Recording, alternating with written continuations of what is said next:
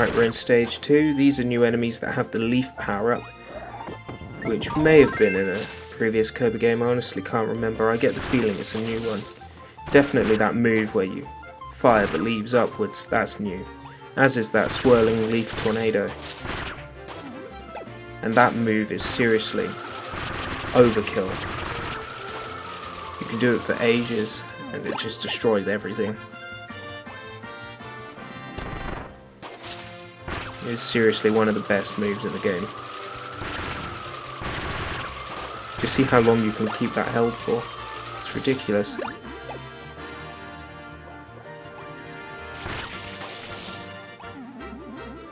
Grab the warp star. Warp stars are items from the Kirby series that are giant stars which allow flight. There was a whole Kirby game based around them called Kirby's Air Ride. A lot of people disliked that, but I thought it was pretty neat. Some of the things that it did at the very least were pretty cool. And that scene served no purpose whatsoever, but that's what I love about the Kirby games. They're just full of little details like that. So the music's changed. I think in this area we have an energy sphere to collect, if I recall correctly. I only played this yesterday and I can't remember. I haven't played the whole game either. So far I'm only up to World 3, but I know that I just want to go through this whole game because it's just fantastic.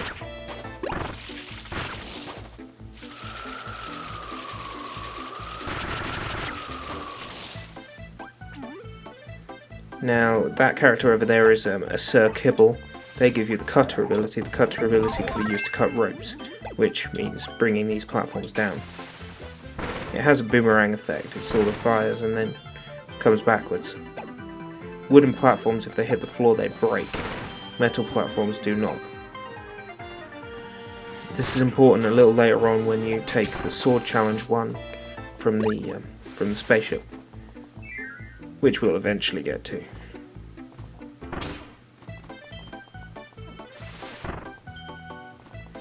These are fireworks, which first made their appearance in, I think it was either Smash Brothers or it was Kirby's Air Ride.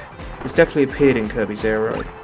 It's the first time I've seen an item like this able to pick up and use in a Kirby game. I may be wrong about that. Maybe I didn't play much of Kirby 64. Maybe there's fireworks in Kirby 64. I don't know. I don't know everything about the Kirby series. All I know is every game I've played has been consistently great. Whether it's been Kirby's Air Ride or Kirby no Kirikizu or anything, it's always been good. Now this area is designed to mimic part of the first level in Kirby's Dreamland.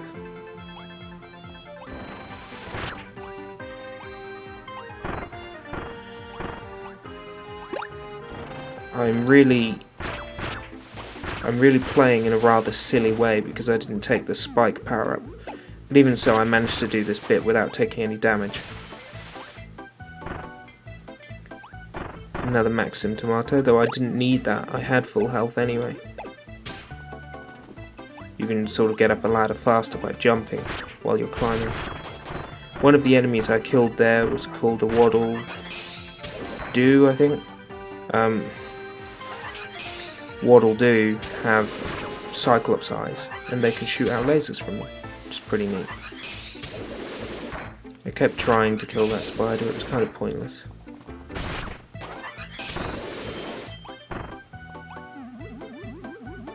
Yeah, there's an energy sphere up there, sort of half hidden.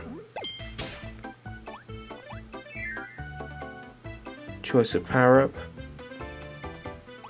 They're both boring, so we move on. The boss fight with... oh, he's new. He looks kind of like those Reggie Pokemon, like Regice, that sort of thing. Sort of resembles one of those to me. I never played that Pokemon game for long, so I didn't have any of those.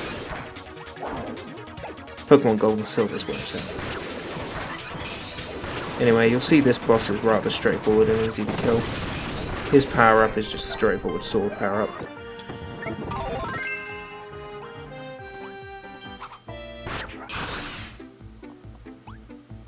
And here's our third energy sphere. Stage 1-2 energy spheres complete. Which is good, because there's the exit right there.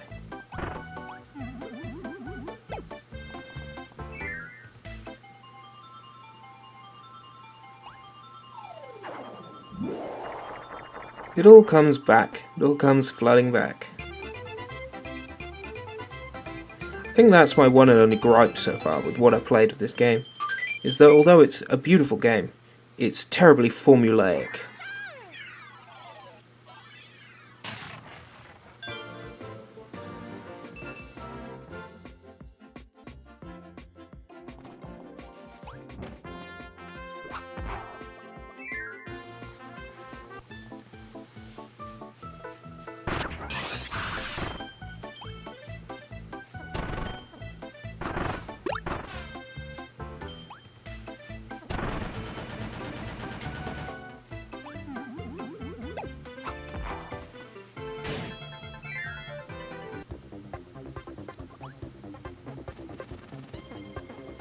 You may have noticed the low battery symbol in the bottom left.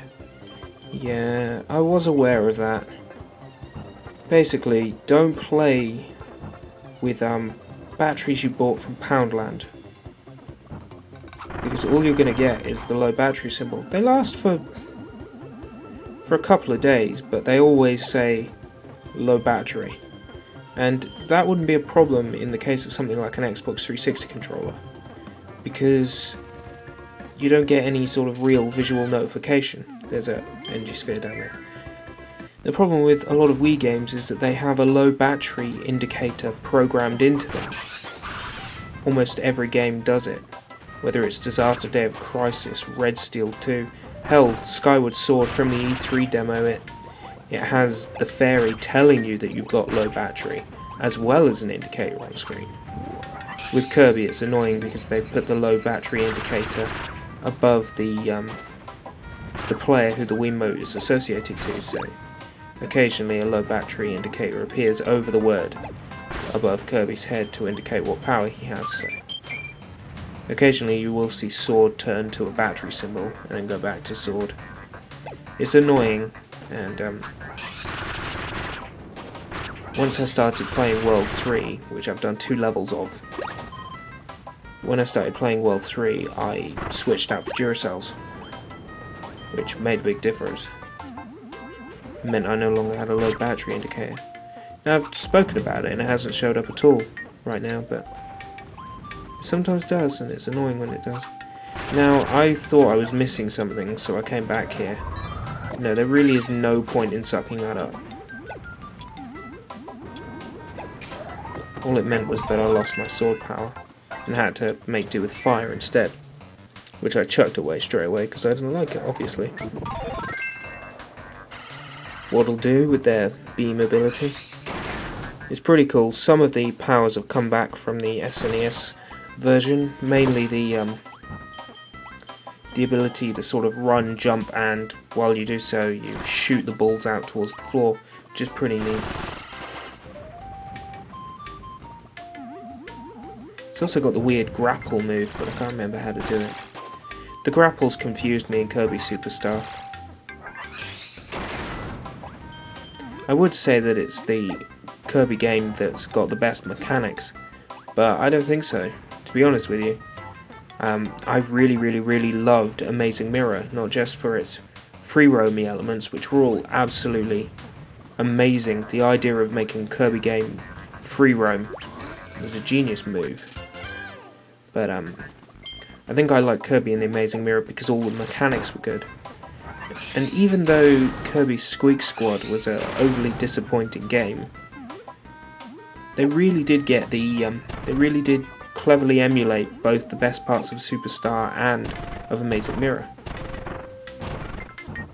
Something I really love about Kirby Superstar Ultra on the Nintendo DS is that that game has all the best parts of Amazing Mirror and of Squeak Squad in the controls, but all the excellent levels and areas from Kirby Superstar. And I almost died there.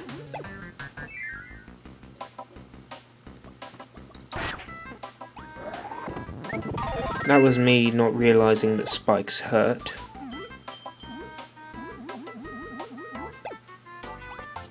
The music really makes this scene, doesn't it? The one thing I love is that there's a very small amount of reused music, that a lot of this game appears to have a new score. I might be wrong and this might be Squeak Squad music. I honestly can't remember Squeak Squad that well. Actually, thinking about it, it sounds like Squeak Squad music, doesn't it?